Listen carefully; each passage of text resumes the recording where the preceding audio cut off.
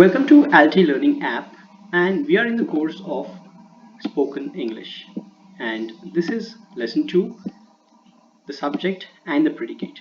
So what are the learning outcomes of this particular video?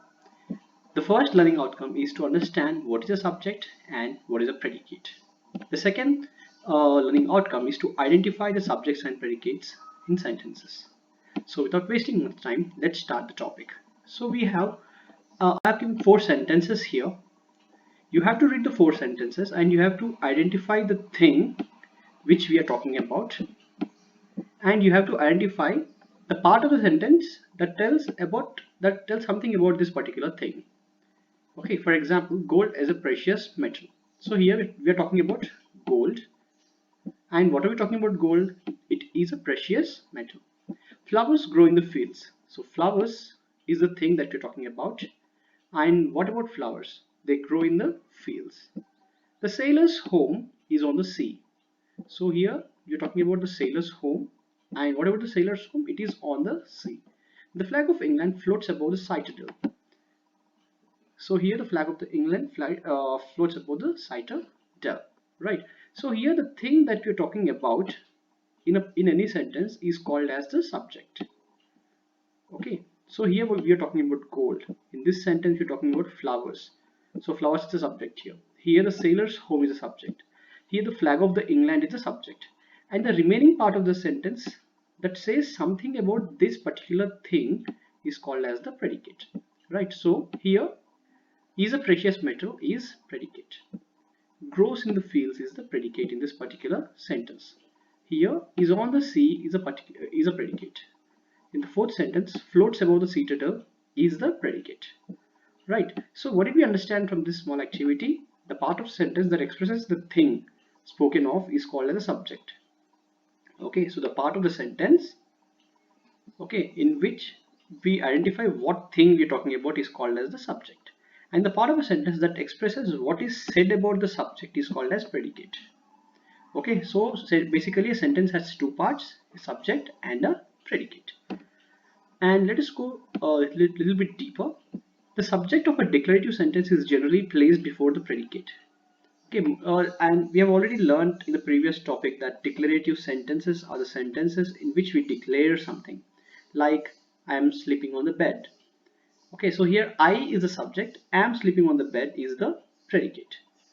But sometimes what happens is, and most of the times what we see is subject comes in the beginning. So in these 4 sentences we have the subjects in the beginning, right? But in some special cases subjects come next to the predicate. So first comes the predicate, then comes the subject. That happens rarely.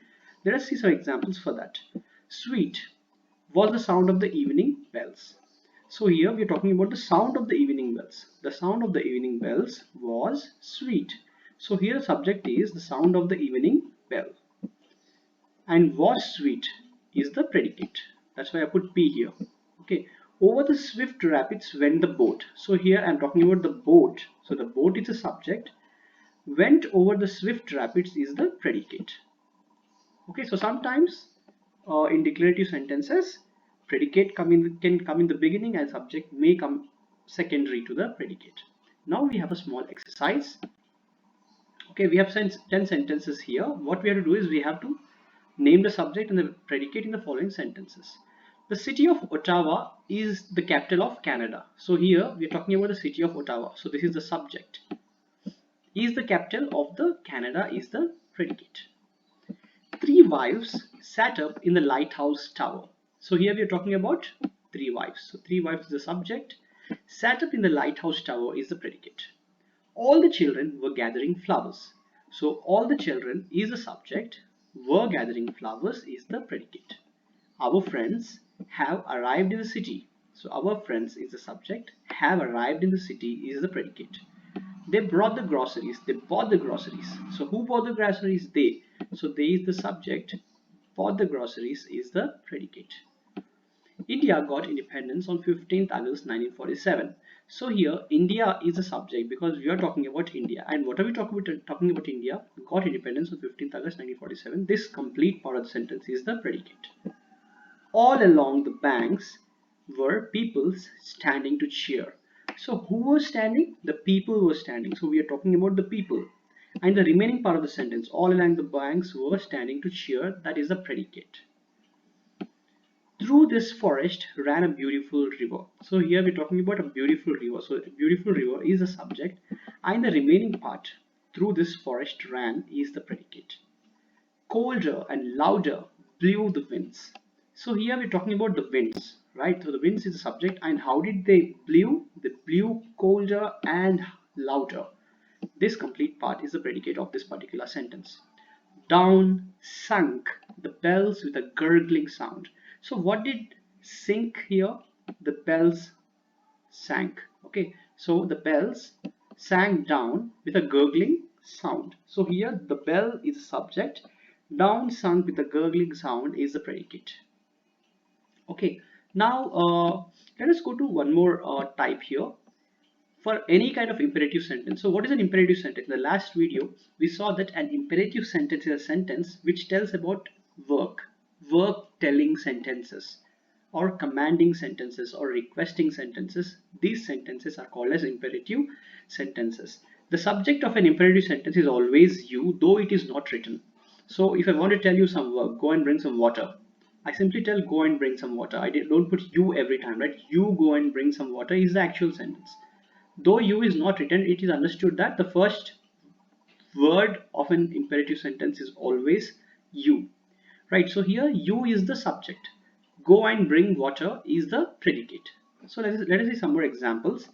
Listen to the singing of the birds. Okay, so here what is the subject? You. Listen to the singing of the birds is the predicate. Carry these books for me. Here what is the subject again? You, because it is an imperative sentence. For an imperative sentence the subject is always you. Carry these books for me is the predicate. Praise the goodness in everyone. So here what is the subject? You. What is the predicate? Praise the goodness in everyone. Let's go to exercise 2. Name the subject and predicate and state the kind of sentence of each of the following.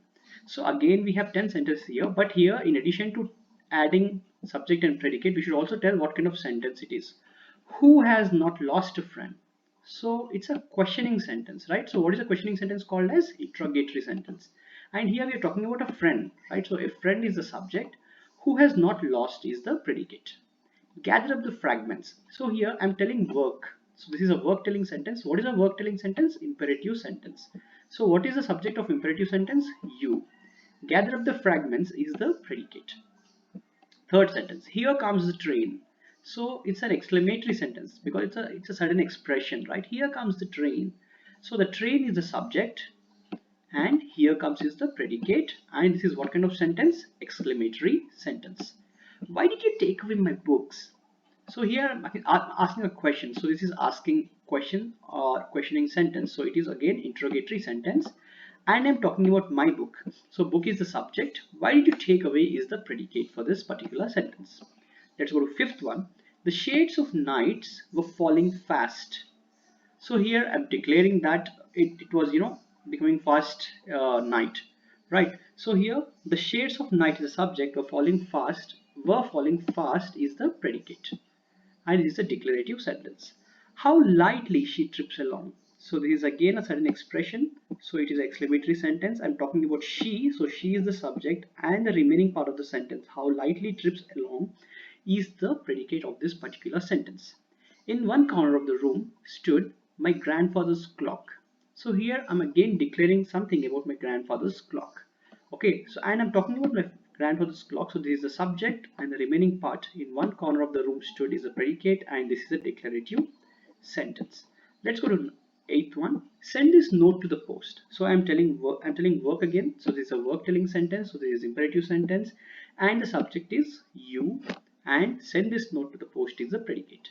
How strange our old home looks is exclamatory sentence because we have a certain expression here, right? And our old home is the subject, and the remaining part of the sentence, how strange looks, is the predicate of this sentence. At the dawn of the day he ascended the hill.